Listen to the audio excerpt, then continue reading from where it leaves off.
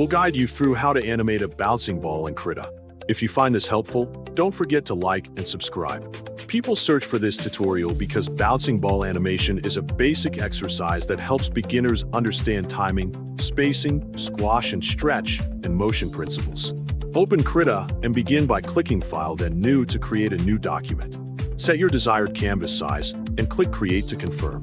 Next, click Window, then Workspace, and choose Animation to switch into animation mode. Make sure the timeline panel is visible on your screen. If it is not visible, go to Settings, then Dockers, and enable Timeline. Also enable the Animation Docker from the same Dockers menu to access playback controls. Go to the Layers panel and click Add Layer. Then choose Paint Layer and rename it to Ball. Select the Ellipse Tool and draw a circle to represent the ball. Then fill it using the Fill tool. Move to the Timeline panel. Right-click on Frame 0 and click Create Blank Frame.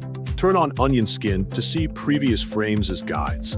Move to the next frame. Right-click again and create another blank frame. Move the ball slightly downward in this frame. Continue creating new frames and repeat the process, moving the ball further down each time so it accelerates. At the bottom frame, squash the ball slightly to show impact. On the next frame, stretch the ball upward to simulate rebound. Then move the ball upward again frame by frame, gradually reversing its direction. Make the spacing between frames smaller near the top to show slower motion. Repeat the bounce cycle if needed to make the animation longer and smoother. Go to the Animation Docker and click Play to preview your animation. Finally, click File, then Render Animation, and follow the export settings to save your finished bouncing ball animation.